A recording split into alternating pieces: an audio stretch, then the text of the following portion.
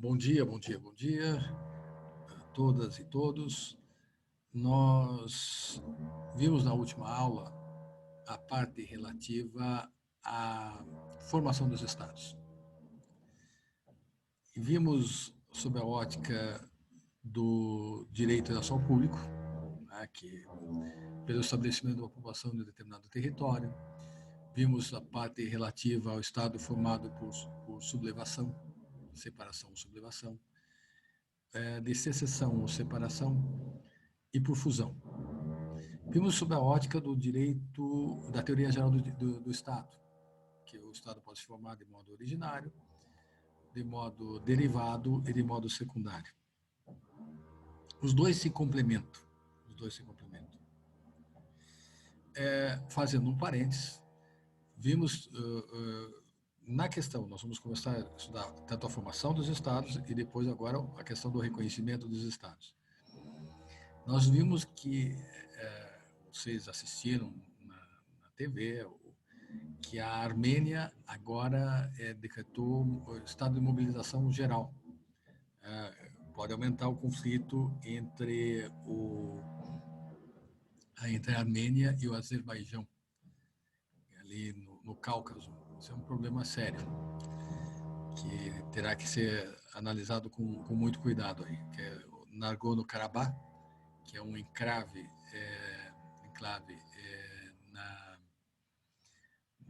no Azerbaijão, mas com a população armênia, e já houve guerra ali na década de 90 entre os dois países.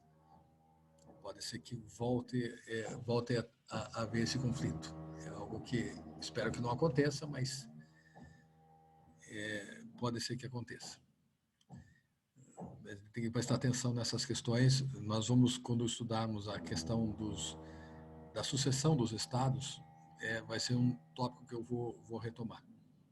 Mas hoje, o tema que eu escolhi, dentro da formação dos estados, nós temos uma formação peculiar, com grande influência até hoje, já que lá, no Apocalipse, você vai ver o Vale do Megido, que teria as forças do bem e as forças do mal vão se defrontar no final dos tempos.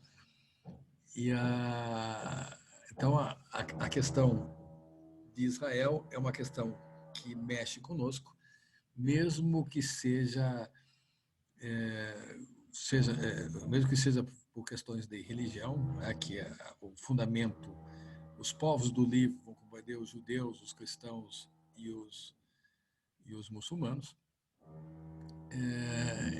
e que acabam tendo uma enorme influência na nossa formação. Israel é um estado pequeno, menor do que o estado de Sergipe. Israel não tem 21 mil quilômetros quadrados, tem 20.900 e poucos quilômetros quadrados, com uma enorme diversidade. Parece um Portugal em miniatura, né? Que Portugal é um país pequeno com diversos ambientes. Israel é a mesma coisa. 2/3 dele é o deserto de Negev, é um deserto de pedra. E no terço restante são áreas mais férteis. Densamente povoado, ele deve ter aí uns 8 milhões e meio. Tem mais do que a população inteira do estado de Santa Catarina. O Paraná tem 11 milhões de habitantes. Israel deve ter uns 8 milhões hoje, uns 8 milhões e meio. Então, é densamente povoado.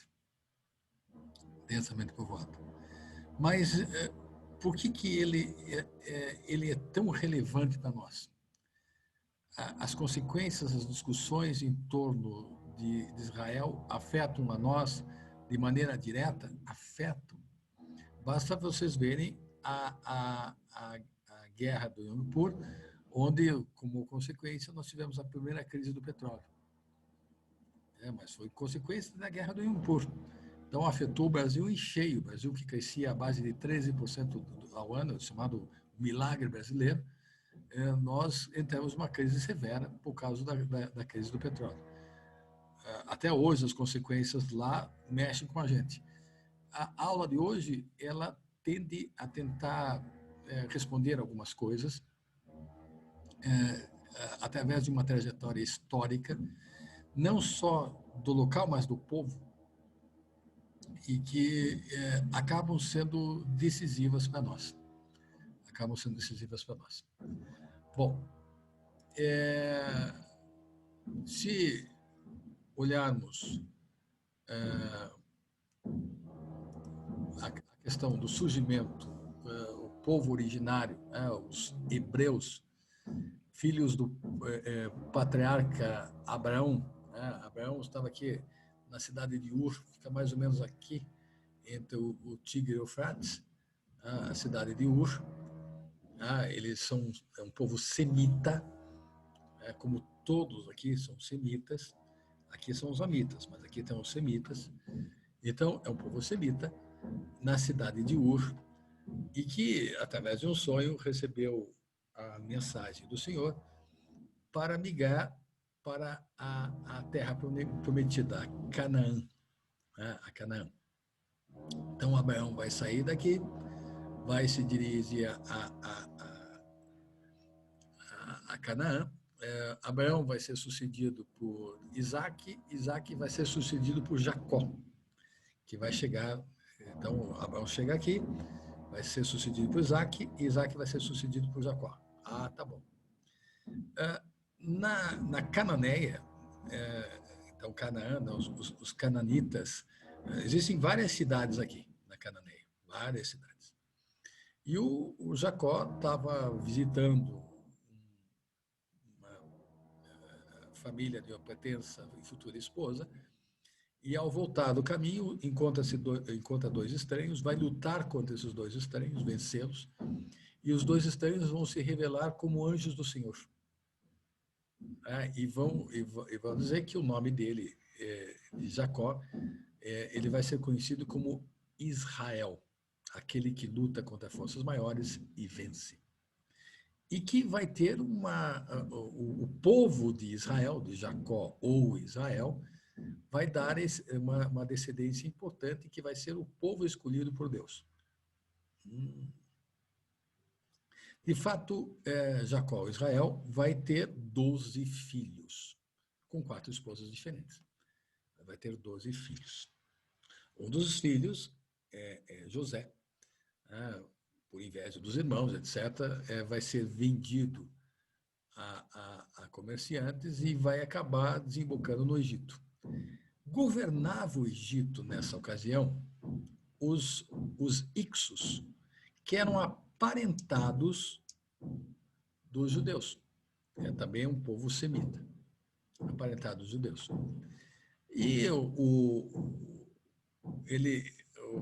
José tinha habilidade de interpretar sonhos e acabou chegando aos ouvidos do faraó essa habilidade. Então, ele interpretou os sonhos do faraó, disse que tinham 7 anos de fartura e 7 anos de seca, e aconselhou de maneira muito sensata ao faraó estocar comida. E ele vai fazer com que sua família, vai perdoar os irmãos, etc., a sua família venha para o Egito. E no Egito a família vai crescer, vai crescer. Vamos passar aí, estamos aí em torno de talvez 1700 a.C., vão ficar aí até 1300, 1600, 1700 a.C., vão aqui ficar até 1300, vai passar muito tempo aqui no Egito. Até que os Ixos vão cair e assume o novo Império Egípcio. O novo Império Egípcio assume, que são amitas. E aqui, então, os hebreus passam a ser perseguidos. Começam liderados por Moisés. Eles vão cruzar o Mar Vermelho. Vão cruzar o Mar Vermelho. Aqui é o Mar Vermelho, essa região aqui é toda de pântano, vão cruzar o Mar Vermelho tem todo o episódio, né? E durante 40 anos vão vagar no deserto da Península do Sinai. Né? 40 anos, até que vão chegar à Terra Prometida. Mas aqui é importante, a presença de Moisés, as leis mosaicas, elas vão ser definitivas para que o povo, para o que os hebreus adotassem o monoteísmo. Então, as leis mosaicas são importantes nesse contexto. Amarás o Senhor teu Deus, né? Apenas um Deus único. Então, isso é um fator importante. Ok. Então, nós vamos ter aí durante 40 anos, migrando. Então, no Monte Sinai, ele vai receber a mensagem, né? Vai caracterizar exatamente o monoteísmo. Moisés vai ser sucedido por Josué, que vai conquistar Jericó, e depois vão conquistar mais um pouquinho, vão conquistar vai ser conquistada Jerusalém. Bem mais tarde vai ser conquistada Jerusalém. Bom, após a conquista de Jericó, os hebreus vão conquistar várias regiões, né? Vão lutar contra os moabitas, contra o povo de Edom, contra o povo de Amon, os vários povos também semitas que habitavam essa região, e vão estabelecer-se, vai ser a época dos juízes, as 12 tribos vão se distribuir. Então, as regiões ocupadas pelas tribos, a conquista da cidade de Jerusalém, que é tornada a capital, mas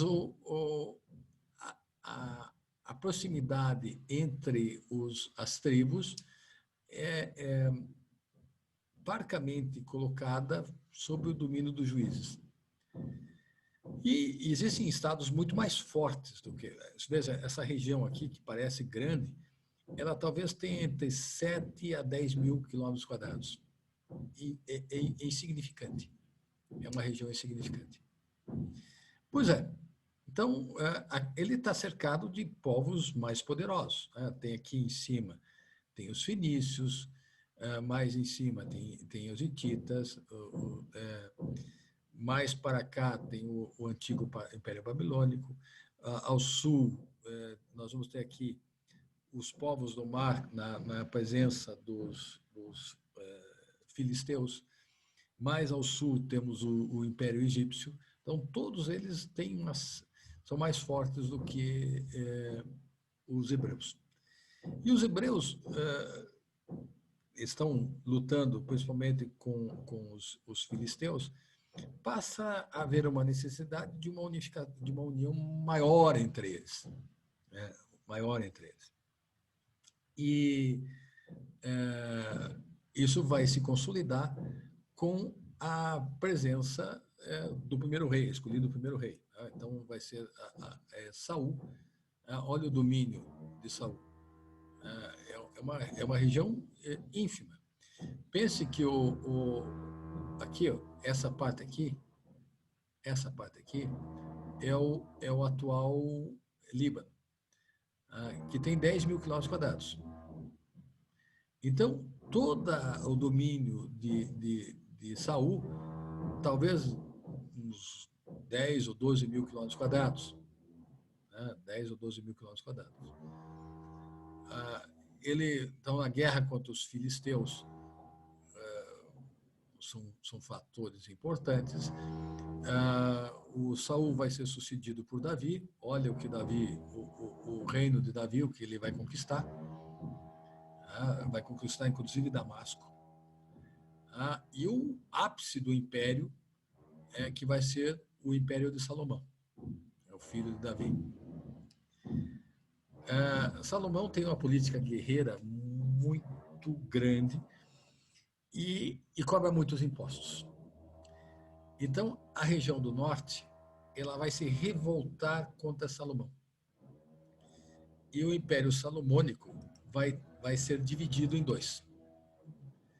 Então, o norte vai se chamar o Reino de Israel, e o sul vai ser chamado de Reino de Judá.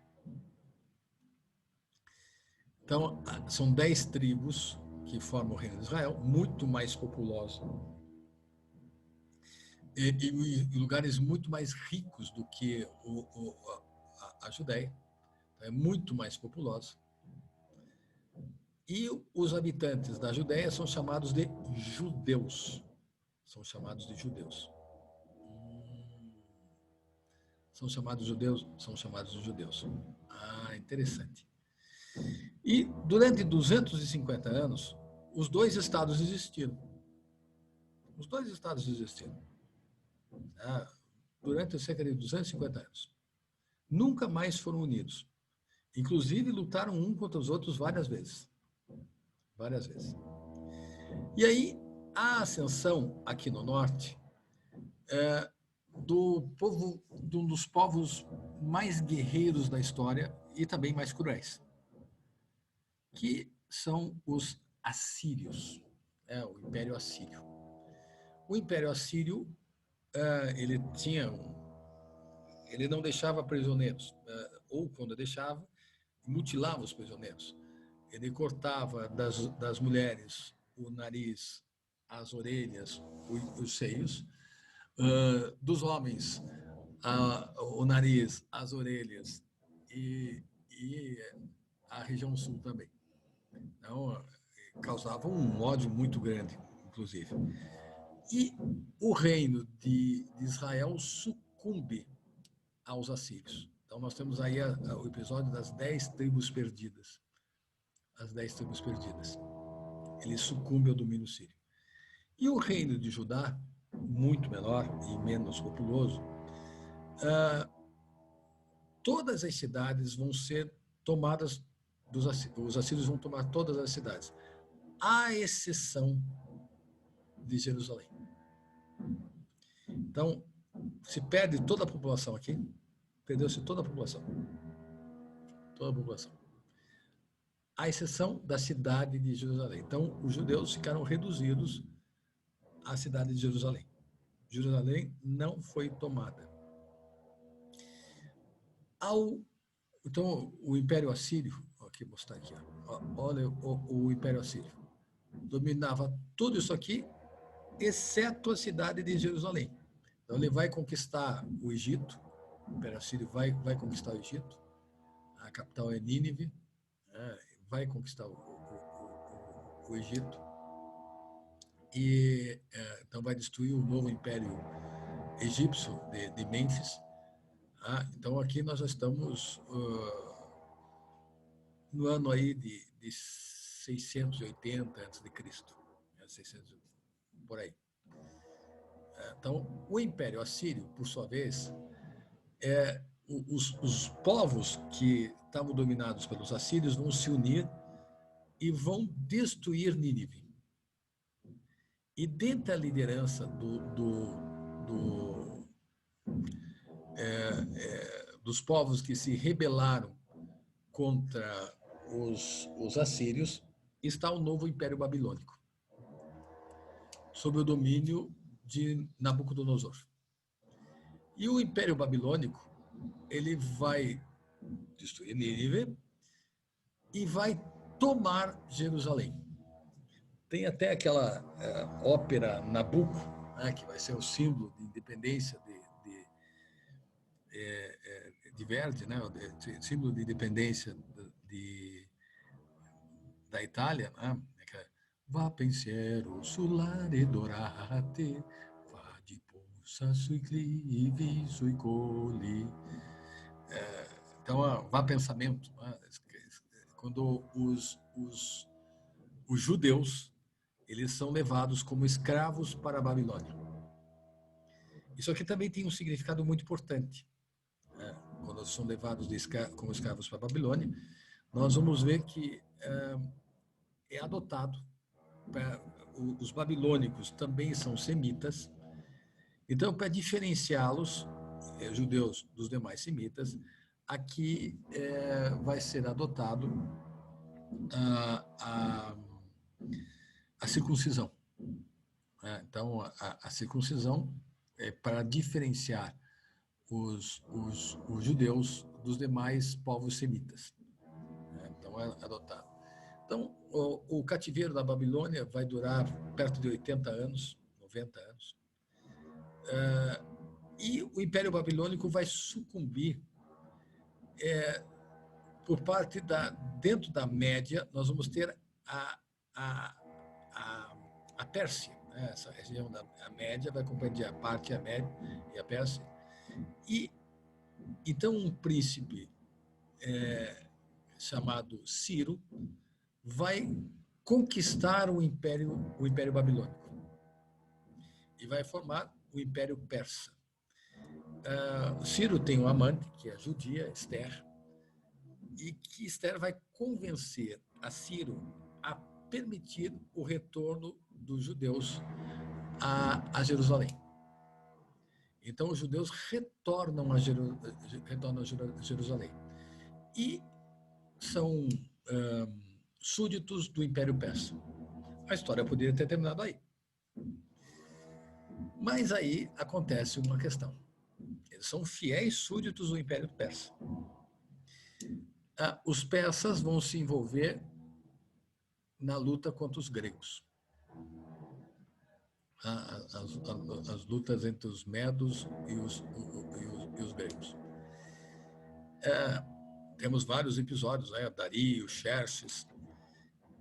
E, pois é, então temos daí a ascensão de uma tribo aparentada aos gregos, os macedônios.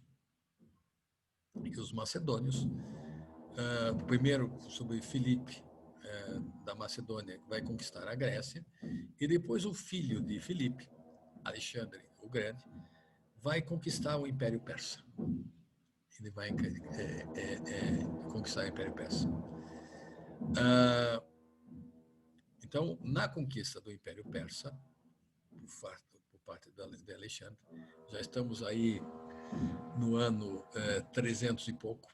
Então, veja, o Império Persa domina a Babilônia em 500 e pouco.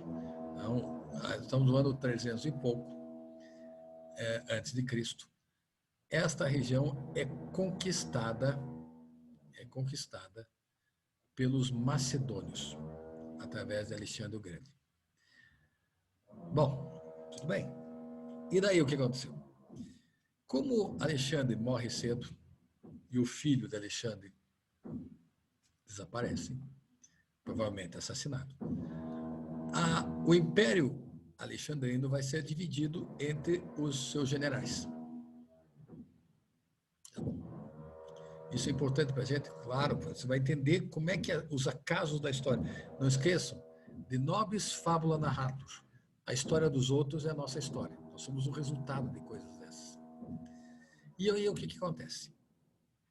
Acontece que esta região vai ficar na fronteira entre dois impérios originários dos generais de Alexandre. Seleuco, que vai formar o Império Seleucida, e Ptolomeu, que vai formar o Império Ptolomaico. Então, entre os dois, fica essa região. Entre os dois fica essa região. E os dois vão entrar em guerra. E esta região é conquistada pelos Seleucidas.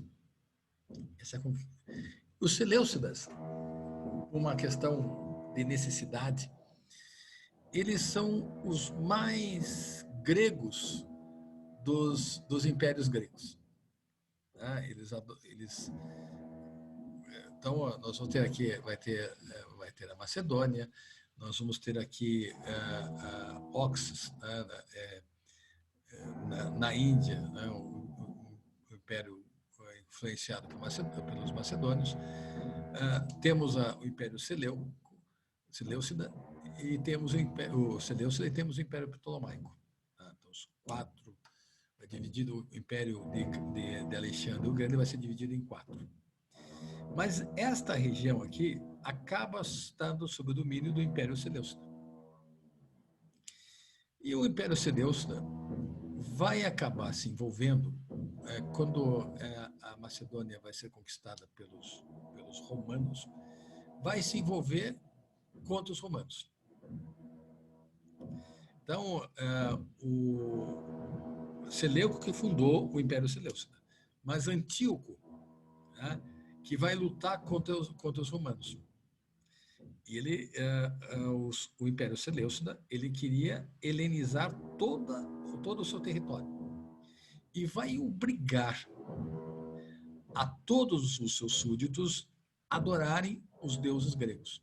Os deuses gregos são simbolizados com deuses em posição, às vezes, seminua. As deusas estão com os seios à mostra, as estátuas. E eles vão colocar os deuses gregos no Templo de Salomão. E pior, dentro do Templo de Salomão, no Sanctus Sanctorum, onde estaria a arca, os símbolos máximos da Arca da Aliança e tal, vai colocar lá dentro. Isso vai provocar os judeus vão se insurgir contra os seleucidas. E a sorte vai beneficiar os judeus, porque os seleucidas estão lutando contra os romanos.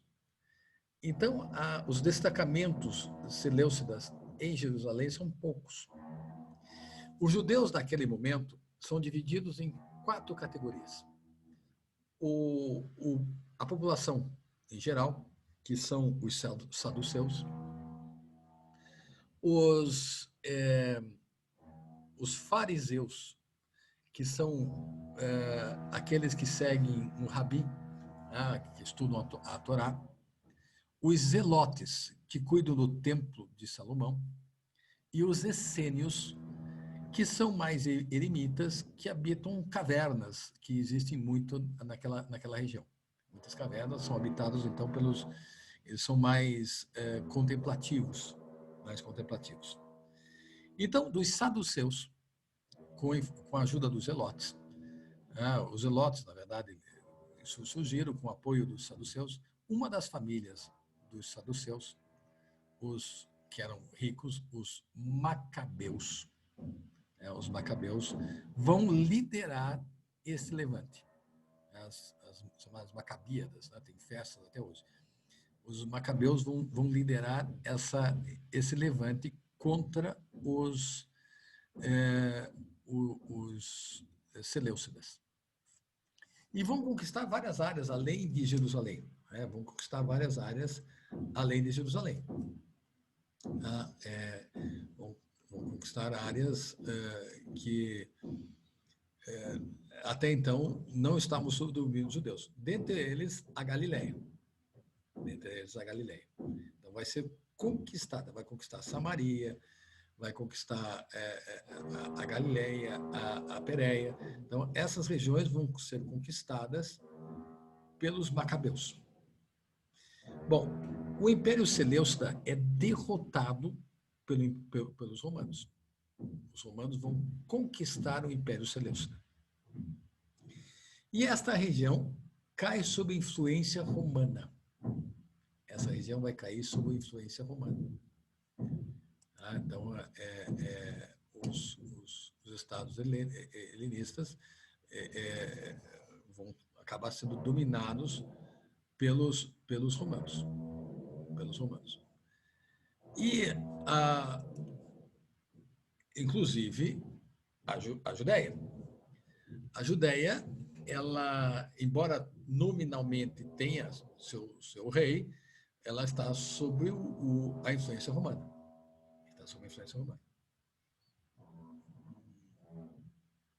Até que vamos ter aí Herodes o Grande, quando morre Herodes, a região vai ser formalmente anexada como parte da província da Síria. A Judeia vai ser formalmente anexada como parte da província da Síria. Pois é. Ok. o Império Romano, olha aqui, ó, domina toda essa região. Então, quando nós temos o advento de Cristo, sob o jugo do Império Romano, então o Império Romano dominava boa parte do mar Mediterrâneo, que é chamado de Mare Nostrum, né, nosso mar. E depois vai conquistar a Mauritânia também, né, depois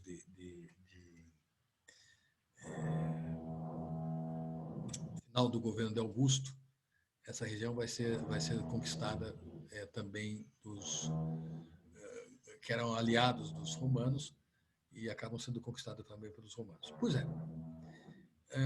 Então, temos aí o Império Romano, tudo bem, a Judéia, então, passa a ser administrada pelos romanos, tá tudo bem, até que o Senado proclama o imperador como Deus vivo.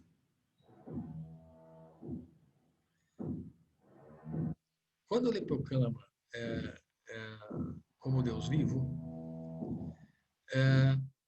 os judeus não vão gostar muito disso. Não vão gostar muito disso. Então, eles começam a obrigar o culto a César. Né? O culto a César. E eles não vão gostar muito dessa situação.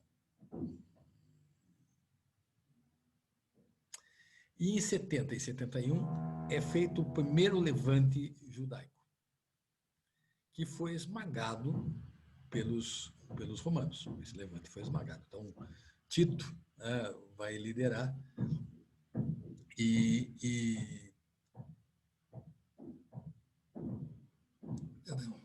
Trajano e Tito vão liderar e vão dominar os judeus. Os judeus aprenderam a lição. Não dá para enfrentar os romanos em campo aberto. Esperam uma geração e fazem o segundo levante judaico, em 131 a 135 depois de Cristo. E vão adotar uma tática que mais tarde vai ser comum, tática de guerrilha. Eles vão envenenar os poços, vão atacar à noite, ferir a guarnição. O fato é que eles vão criar uma raiva muito grande. Né? Os romanos vão estar com muita raiva dos judeus, muita raiva. E o levante judaico é esmagado e a última fortificação, a cidade de Massada, fortificação de Massada, é tomada pelos romanos. Todo mundo é passado ao fim da espada. Os romanos estavam cheios dos judeus. A tática são 3 anos de guerrilha e que desgastaram muito os romanos.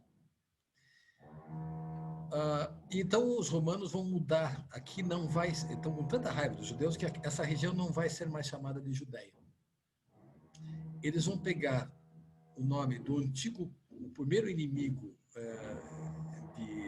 os mais antigos inimigos dos hebreus, né, os filisteus, e vão pegar uma palavra de origem filisteia e vão dar um nome na região. Essa região vai ser chamada de Palestina. Seus habitantes serão, então, palestinos. O que é Palestina? Significa terra de ninguém. Olha que palavra forte, né? Que expressão forte. Terra de ninguém. Terra de ninguém. Caramba! Terra de ninguém. Pois é. E o que aconteceu com os judeus? Nós vamos ter a diáspora, né? Teraria a diáspora. Os judeus vão seguir principalmente os ensinamentos de Jonathan Ben Zakkai, em Alexandria, que prega a paz universal e a não violência. Ele não vai reagir. Então, a expressão judeu passa a ter uma alcunha complicada. Não judie dela, não judie dele, não o torne judeu. Que judiação! Pois é, veja como a palavra passa a ter um significado complexo. E essa região, então, cai sob o domínio romano e agora é chamada de Palestina. O Império Romano, que era muito grande e difícil de administrar, é finalmente dividido em 2. Ele vai ser dividido em dois. Então, nós vamos ter o Império Romano do Ocidente e o Império Romano do Oriente. A divisão em dois. O Império Romano do Ocidente desaparece com a invasão dos povos bárbaros. Fica, então, o Império Romano do Oriente, do qual ainda está a Palestina. Mas aqui eu tenho que fazer um comentário. Veja, eu sou católico apostólico romano. O ramo Winter, do ramo Winter, é o único que é católico apostólico romano, a maior parte é luterana. Mas por força da minha avó, que era mãe de meu pai, que era católico, meu avô era luterano. Mas por que eu vou colocar essa questão? Para a gente entender um contexto. Nós temos que entender um contexto. Perguntar para vocês se é importante que o Espírito Santo provenha de Deus Pai e também de Deus Filho. Para vocês, talvez não tenha significado nenhum. Mas essa era uma das questões centrais da igreja. O cristianismo vai ingressar no Império Romano, que era muito mais avançado. O cristianismo surgiu da província mais atrasada do Império Romano. Então, para poder entrar no Império Romano, ele vai ter que se adaptar ao Império Romano. Na época, quando ele vai se tornar a religião oficial, nós vamos ter ali as províncias senatoriais e as províncias imperiais. As províncias, tanto em províncias senatoriais como as províncias imperiais, são divididas em dioceses e arquidioceses. Então, isso vai ser uma coisa que a igreja vai utilizar. E como é que o cristianismo vai ingressar no Império Romano? Bom, a imagem de Deus vai ser confundida com a imagem de Júpiter, né? Quem visita a Capela Sistina vê ali aquele senhor de barba branca, olhar severo, é a imagem de Zeus. Ok, então fizemos a adaptação. O Espírito Santo vai entrar no panteão romano. O símbolo do Espírito Santo é uma pomba branca. E a pomba é o símbolo do mensageiro no panteão romano, que é de Hermes ou Mercúrio, que era um dos mais populares deuses romanos. Ele é o mensageiro, traz a boa nova. Então é a mesma imagem. A Virgem Maria, em tudo, menos no nome, uma deusa, vai ter as características das duas principais deusas romanas. Afrodite não, Palas Atená, que é Minerva, deusa da sabedoria, e Juno, o Hera, que é mãe. Então ela vai ter essas duas qualidades. E a novidade, então, passa a ser Jesus. Como é que nós vamos colocar Jesus no panteão romano? Na época de Constantino, no ano 300, os romanos cultuavam de origem, um deus de origem de Zoroastro, o chamado Sol Invictus, que era o símbolo, era um círculo raiado. Bom, vocês conhecem a história. Então, na guerra civil entre Constantino e Constante, o Constantino sonha que sob esse símbolo vencerás. Então, é uma cruz dentro do sol raiado. E o dia do sol raiado, é o chamado Sol Invictus, era comemorado dia 25 de dezembro. Não tem importância. Vamos colocar dia 25 de dezembro a data do nascimento de nosso Senhor Jesus Cristo. Então, ele nasce originário de uma data pagã. Tudo bem. A grande questão não é esta. A grande questão é você acreditar. Ela não a data não é relevante. A data não é relevante. Então, a escolha da data é exatamente para fazer com que aqueles que adotavam o Sol Invictus, que passa a ter um novo símbolo, a cruz, passa a ser o nosso Senhor Jesus Cristo. Interessante. E a grande questão, a controvérsia no cristianismo, é saber qual era a natureza de Jesus Cristo. Os 7 primeiros concílios da igreja, eles trabalham com uma perspectiva que vai ser adotada por todos nós que nos consideramos cristãos. Então, sejamos católicos, apostólicos romanos, católicos ortodoxos, luteranos, presbiterianos, neopentecostais, não importa.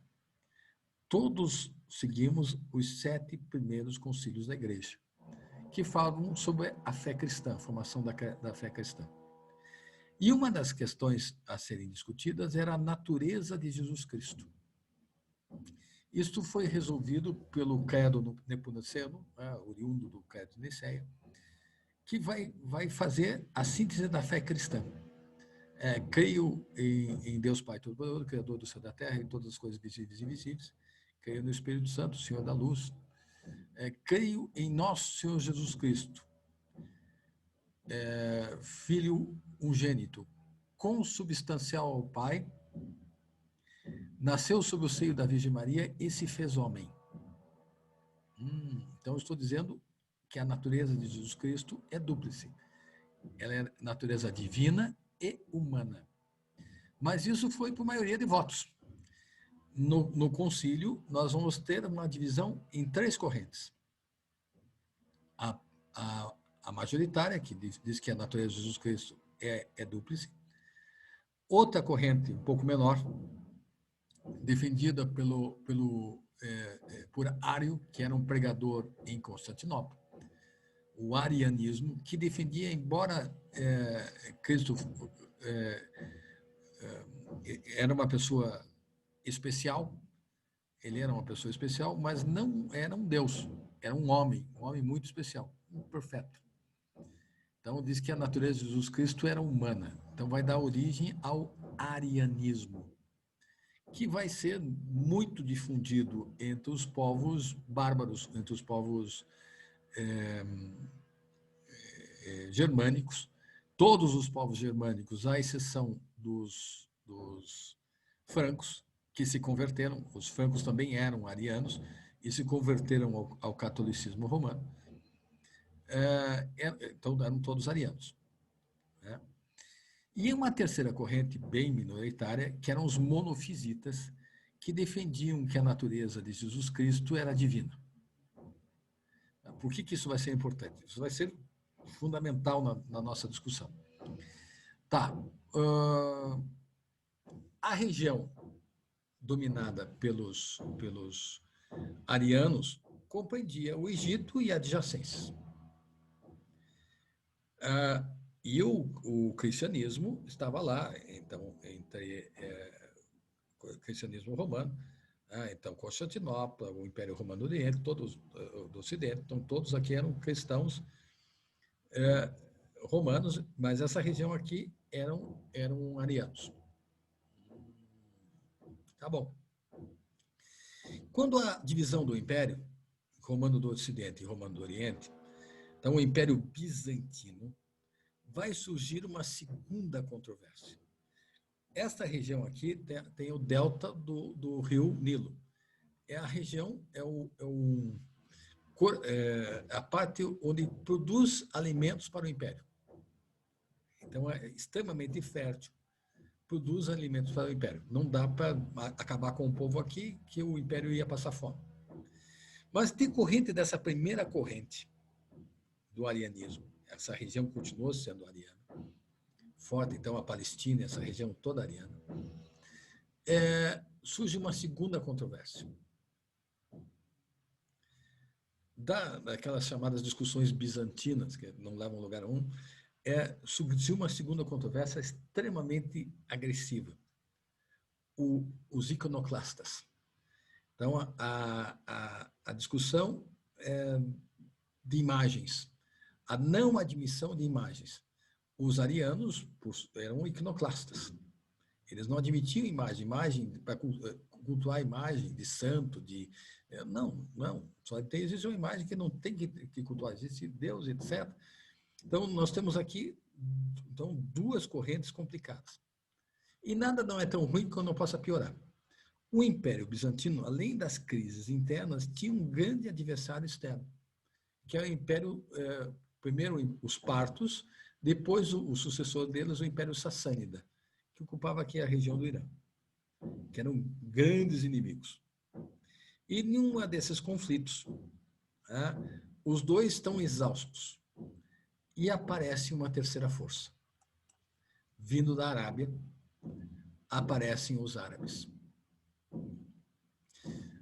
Os árabes vão simplificar a religião, em vez daquela questão de 3 deuses em um em 3, a Santíssima e Indivisível Trindade, que foi resolvida como forma de dogma por Santo Agostinho.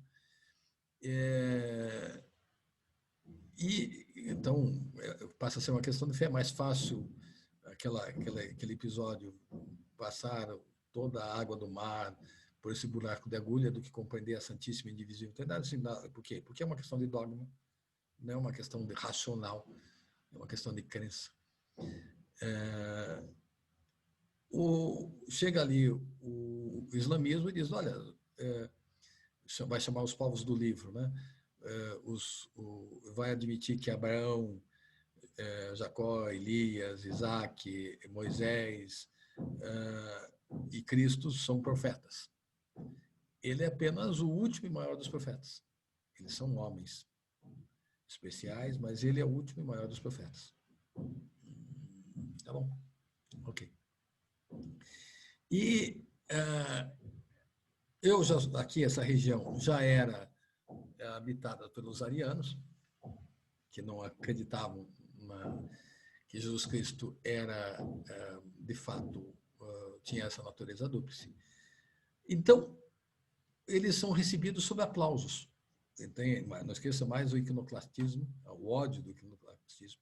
Eles são recebidos sob aplausos. Não tem batalha aqui. Eles são a região, o Egito e a Palestina, eles são conquistados sem batalha. Com uma vantagem, né? A sacada dos muçulmanos foi que eles permitiram você cultuar a tua fé, apenas ia pagar imposto. Ora, se o Maomé é o último e maior dos profetas e é apenas um homem, e Jesus Cristo também é profeta, então, para que eu vou pagar imposto? Eu vou me converter. Há uma conversão em massa aqui. Há uma conversão em massa. Então, está sob o domínio, a Palestina passa a estar sob o domínio dos árabes. Passam a estar domínio sobre os árabes. Bom, aí o que acontece? Nós vamos ter aqui, entre os árabes, inicialmente é tudo tranquilo e tal, nós vamos ter algumas divisões entre os sunitas, maioria, e os xiitas. E a Palestina, ela era dominada pelos mamelucos, o Império dos Mamelucos, que eram xiitas, que dominavam o Egito. E caiu sob o domínio dos sunitas, Jerusalém cai tomada pelos sunitas, que tem um fervor religioso muito mais forte. E começam a perseguir os outros povos nessa região. Nós vamos ter, então, o evento das cruzadas. A primeira cruzada tomou Jerusalém, mas depois Saladino, um curdo, acaba conquistando Jerusalém. Mas todos os árabes, por sua vez, caem sob o domínio de um outro povo. Eles vão cair sob o domínio de um outro povo. Caem sob o domínio de um outro povo. Que são recém-convertidos ao islamismo, que são os turcos otomanos. Então, essa região inclusive Jerusalém, cai sob o domínio turco. Cai sob o domínio turco. Jerusalém, então, está sob o domínio turco. Bom, aí acontece o seguinte: os judeus vão ter aí um papel, eles vão sair da Judéia, foram expulsos, etc., e vão também catequizar muitos povos da Europa Oriental, entre sejam eslavos, sejam germânicos, eles vão se converter ao judaísmo. Por isso que vão ter aí judeu de olho azul, né? Tez clara, que nada tem a ver com os judeus originários. Né? Nada tem a ver com os judeus originários. Nada tem a ver, né, com os judeus originários. Interessante. Nada tem a ver com os judeus originários. Nada tem a ver. Pois é.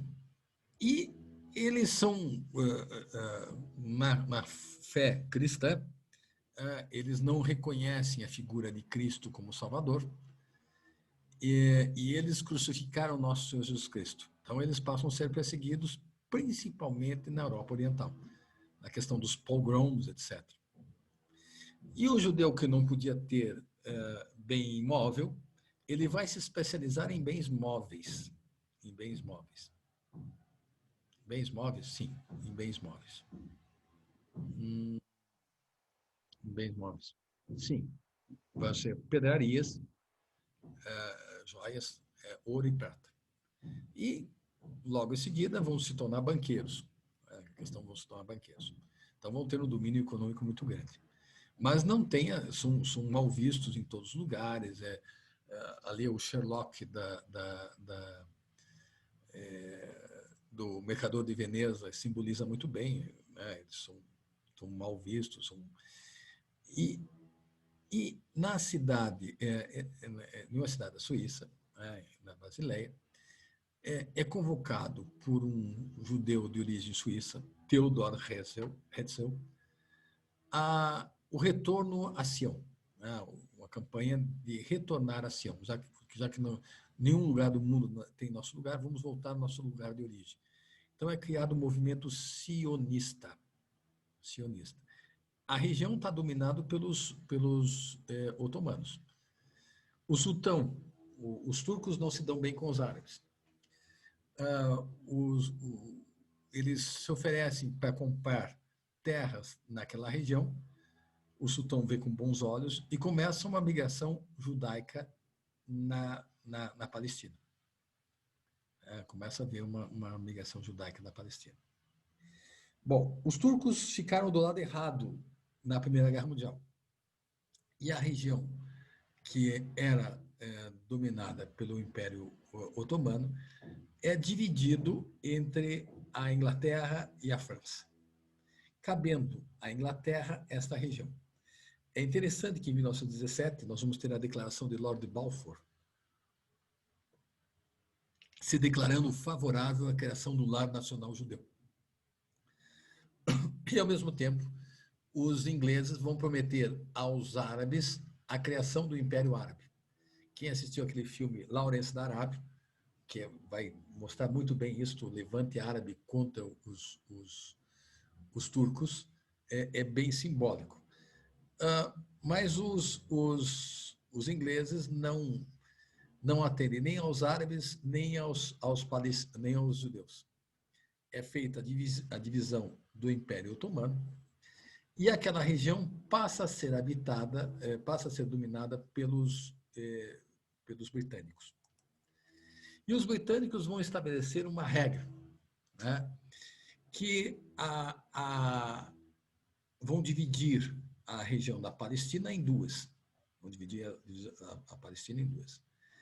Os judeus só podem vir do lado de cá do Rio Jordão.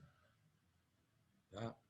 Do lado de lá, o Transjordão vai ser habitado por árabes, por palestinos.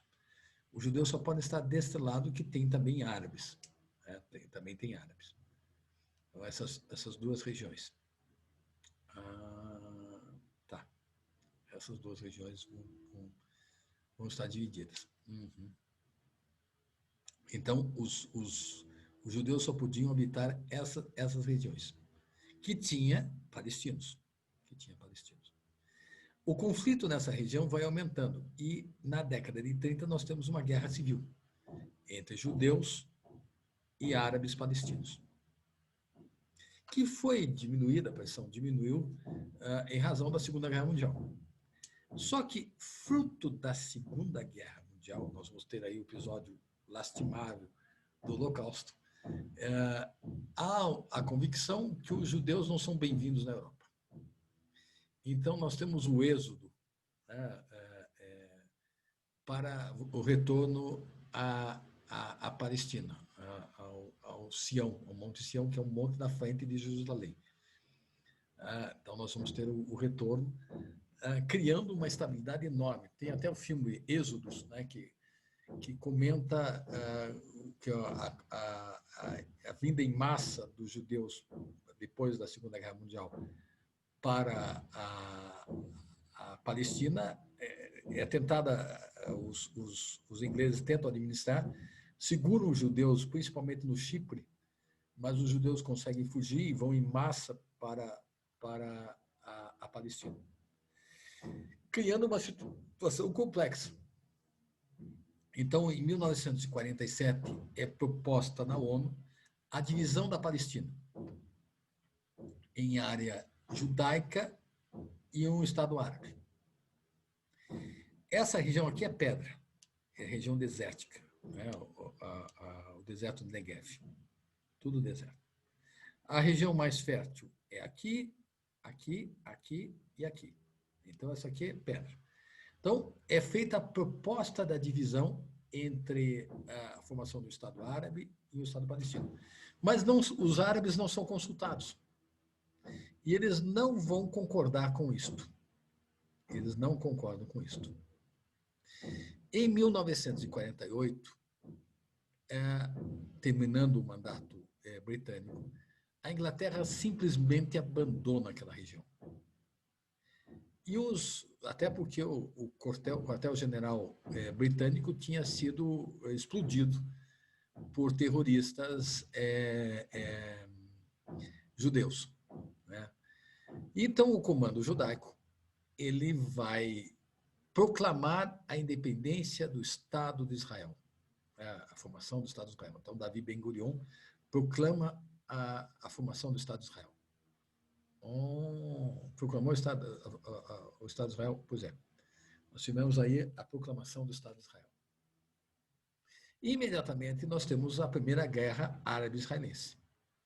Os árabes vão invadir e, surpreendentemente, em 49, os judeus vencem. E vão tomar determinadas regiões. Vão tomar esta região aqui e vão tomar esta região aqui. E conquistar Jerusalém Oeste. Bom, então vamos tomar essa região. Só que esta região e esta região, que seriam dos palestinos, eles, em vez de serem para os palestinos, os outros estados árabes vão conquistar essa região. A Transjordânia conquista essa região que é chamada de Cisjordânia e vai criar o reino hashemita da Jordânia, como conquista de guerra. Né? Conquista de guerra. E o Egito vai conquistar essa parte aqui de faixa de Gaza, a faixa de Gaza. Passa a ser como possessão de guerra.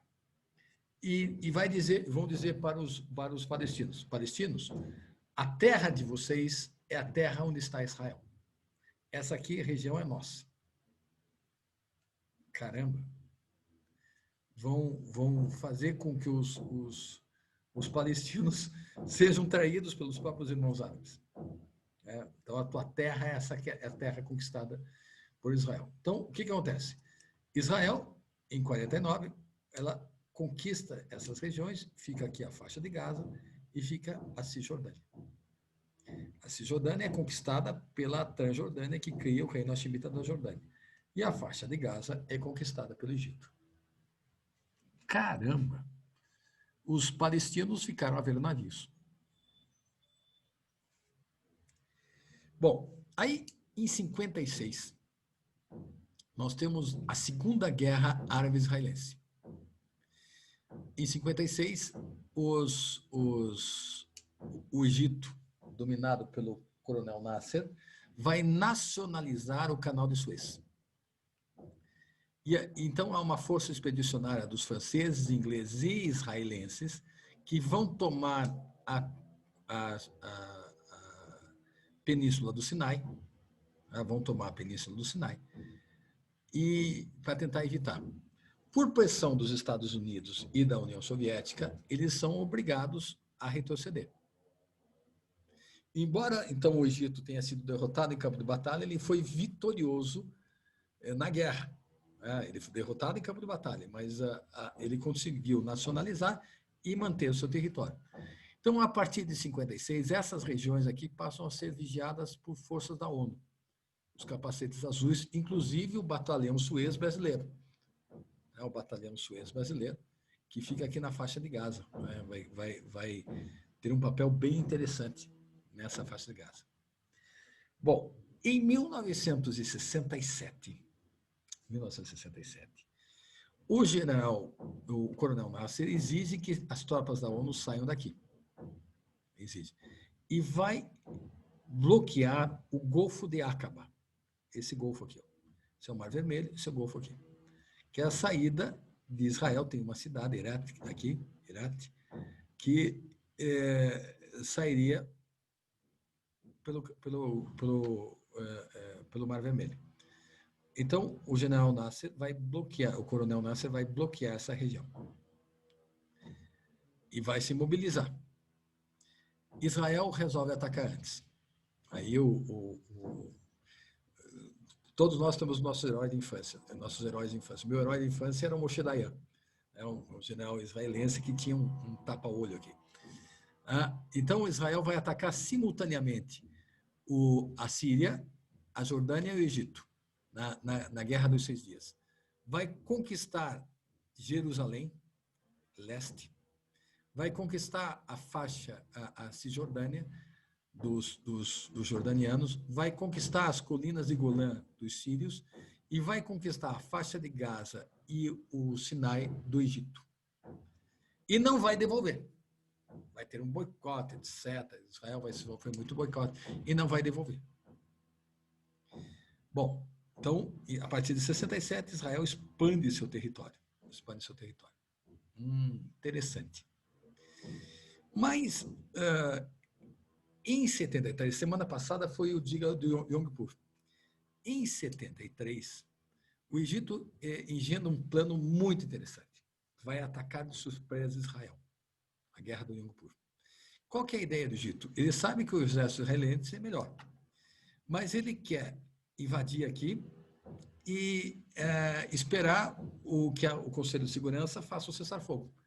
No cessar-fogo, ele vai ter conquistado uma parte do território. A ideia era boa. O que vai fazer Israel? Israel vai cercar o terceiro exército e vai invadir o Egito. E vai para conquistar Alexandria. E quando chega a turma do deixa disso, o Egito vai sair daqui, Israel vai sair daqui. Vai ficar exatamente como está. Mas a guerra de 73 mostrou que Israel não pode lutar contra todos a nação árabe. Um dia ela vai perder. Na época, Israel tinha 5 milhões de habitantes e eram mais de 100 milhões de árabes. Um dia ela vai perder. Então, de uma maneira pragmática, ela começa a negociar a paz com o Egito. E com uma proposta, terra por paz. Terra por paz. Então, ela vai negociar com o Egito a devolução das terras do Egito. Então, vai haver a devolução da Península do Sinai. Mas quando ele vai devolver Gaza, o Egito diz, não, Gaza eu não quero. Gaza pertence aos palestinos. Então, Israel ficou com essa batata quente aqui. Mas devolve a Península do Sinai para o Egito. Em troca de paz, e do reconhecimento da existência do Estado de Israel. O Egito reconhece, vai pagar caro por isso, tanto que o presidente Anwar Sadat é assassinado por um extremista, e o Egito é expulso da Liga Árabe. A sede da Liga Árabe, que era no Cairo, vai ser mudado para Tunis, e o Egito é expulso da Liga Árabe. Ele pagou um preço pela paz também. Tá.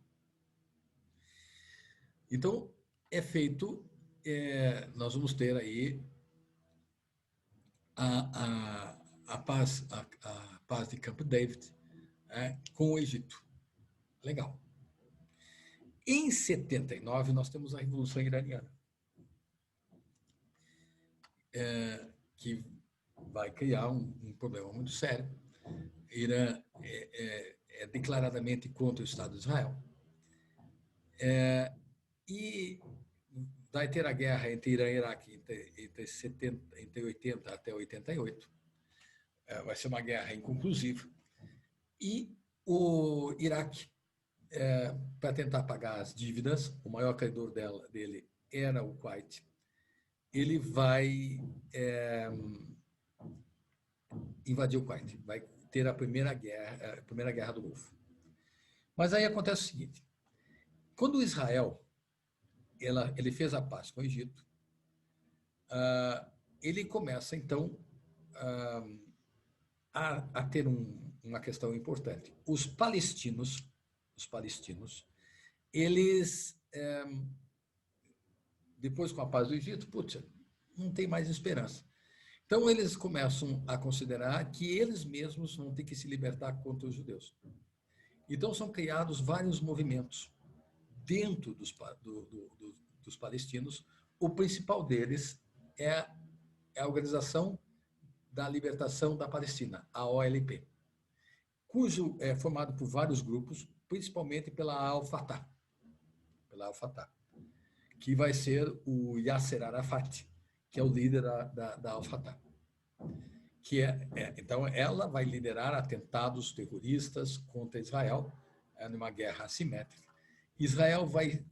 Então, a sede da OLP inicialmente era a Jordânia, até que houve o Setembro Negro, o levante palestino contra o governo hashimita, os palestinos são derrotados, e a OLP é expulsa da Jordânia e vai para Beirute. E de Beirute ele começa a fazer ataques contra Israel. Em 82 começa a Quarta Guerra Árabe-Israelense. Em 82 Israel invade o Líbano e vai cercar a cidade de Beirute e expulsar a OLP de Beirute lá para a Tunísia, lá para Tunis. E esse vácuo aqui vai ter uma consequência muito grande, vai ser ocupada por outros movimentos. Vai ser uma consequência trágica aqui. Então, outros movimentos que vão surgir entre os palestinos, já que a OLP estava longe, vai surgir a Jihad Islâmica e vai surgir o Hamas, que não vão reconhecer a questão do Estado de Israel. Caramba! Vai surgir o Hamas? Vai surgir o Hamas. Uau! E em 88, quando eclode, depois da guerra entre Irã e Iraque, em 1990, o Iraque invade o Kuwait. Então começa a Primeira Guerra do Golfo. E feita uma aliança contra o Iraque, e o Iraque tentando unir os povos árabes contra o Ocidente, começa a bombardear Israel com os mísseis Scud. Porque se Israel intervisse, os outros povos árabes iam ficar, que não reconhecem a existência do Estado de Israel, não iam querer lutar contra os iraquianos. Aí o Yasser Arafat, líder da OLP, comete um erro. Ele apoia o Iraque e ele se queima com os demais estados árabes. Ele vai se queimar com os demais estados árabes. Então, como é que eu vou ter que fazer? Eu vou ter que negociar com Israel. E começa uma negociação secreta, começa então a haver uma negociação secreta entre Israel e a OLP em Oslo, na Noruega. Então, é feito os acordos de Oslo. É claro que com as condições prévias, a OLP tinha que renunciar ao terrorismo, então Yasser Arafat vai fazer um discurso na ONU, renunciando ao terrorismo, e vai criar a Autoridade Nacional Palestina. Vai criar a Autoridade Nacional Palestina. Os resultados do acordo de Oslo, que vai ser chamado de Camp David II, vai ser a entrega de várias áreas da Cisjordânia para a administração árabe. Cisjordânia e faixa de Gaza, para a administração dos palestinos. Vai ser o domínio palestino. Israel vai construir um muro na Cisjordânia, vai construir um muro na Cisjordânia, separando o resto de Israel e da questão da Cisjordânia, e vai entregar várias áreas para os palestinos administrarem. Tudo ia bem, ok? Sem problemas. Tudo ia bem. Aí acontece o seguinte. Os acordos são acordos muito lentos. Há assassinato, inclusive, do primeiro-ministro de Israel por causa desse acordo. Como é que nós vamos entregar parte de Israel histórica para os palestinos? Então, o domínio palestino é um domínio bastante reduzido. A Cisjordânia tem 5.000 quilômetros quadrados. E a faixa de Gaza tem 378 quilômetros quadrados. É menor do que o município de Curitiba. O município de Curitiba tem 485 quilômetros quadrados. 485 quilômetros quadrados. E a faixa de Gaza tem 378 quilômetros quadrados. É uma grande favela. Pois é. Então, essas duas regiões são entregues à administração parte da Cisjordânia entregue à administração dos palestinos. Parte da administração, olha, pequenas regiões, entregues à Autoridade Nacional Palestina. Mas na faixa de Gaza, os israelenses que tinham aqui, então, olha, as áreas sob o controle militar israelense, tá?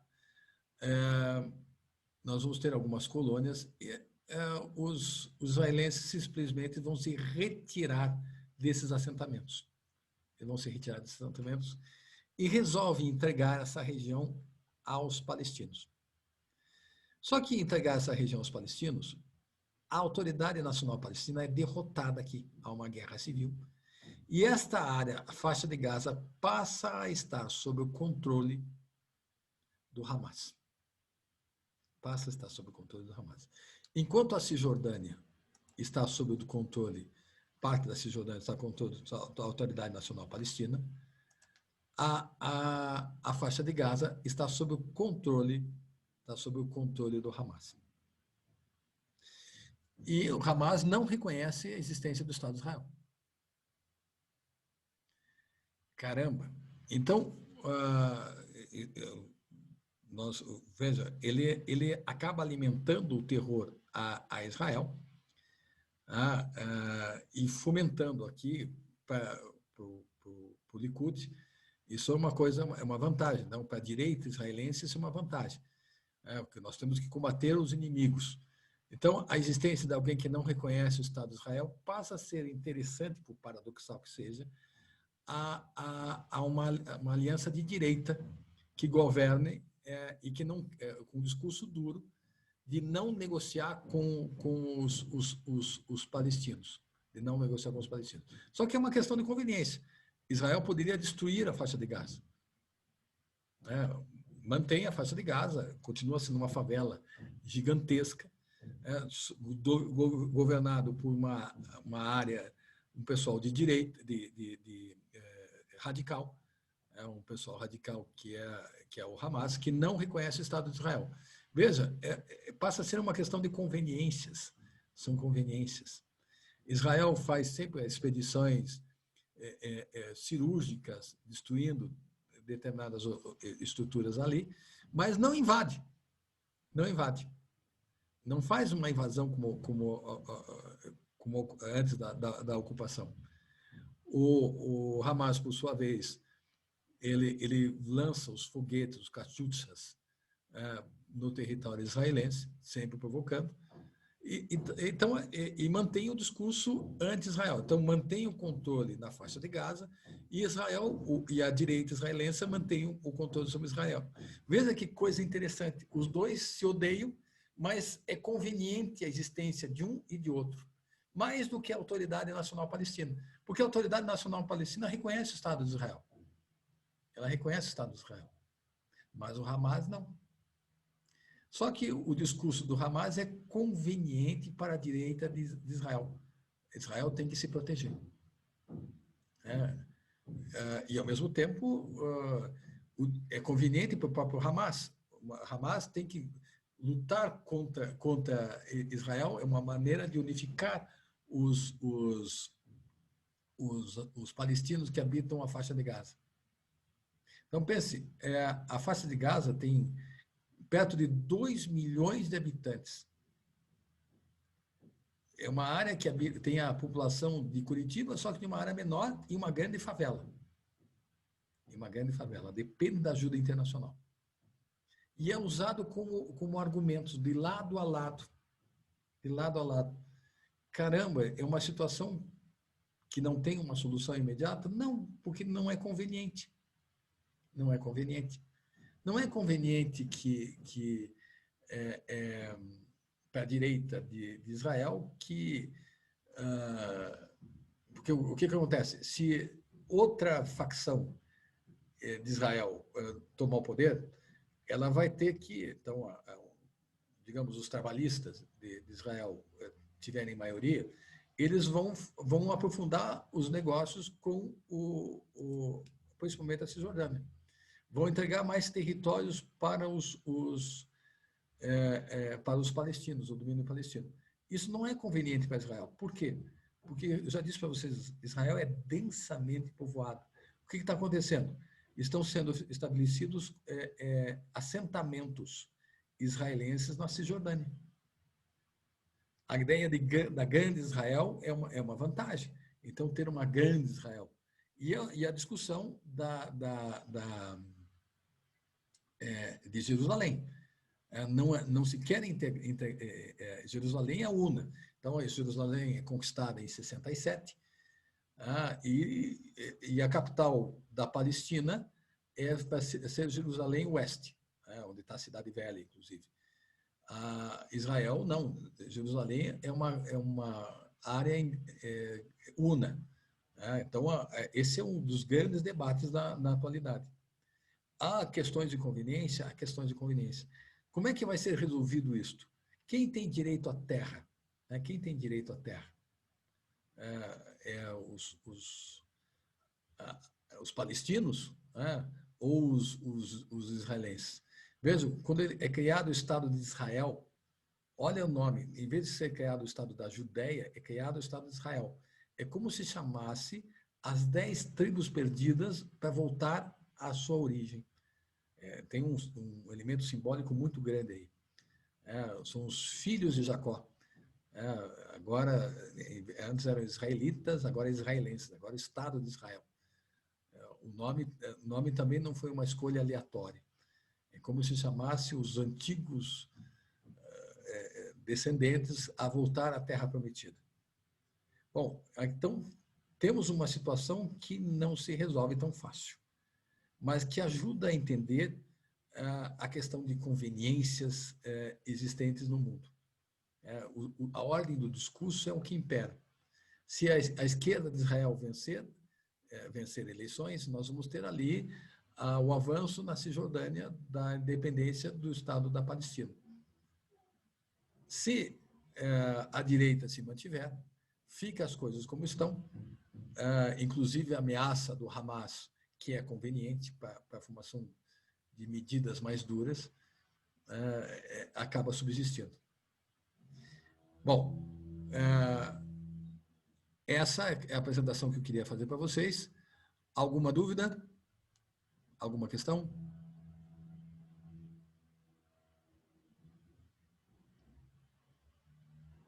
Sem dúvidas, sem questões? Tudo certo?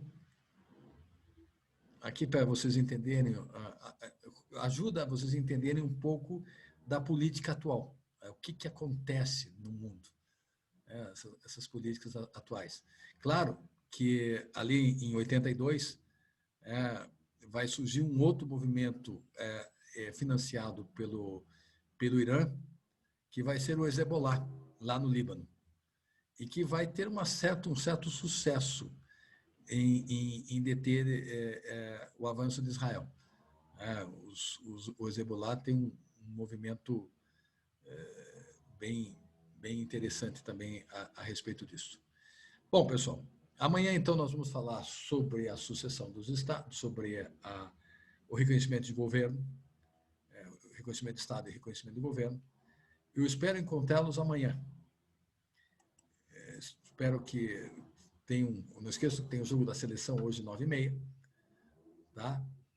E vai ser a classificação para a próxima fase. E nos encontraremos então amanhã. Um forte abraço para vocês, pessoal. Até amanhã.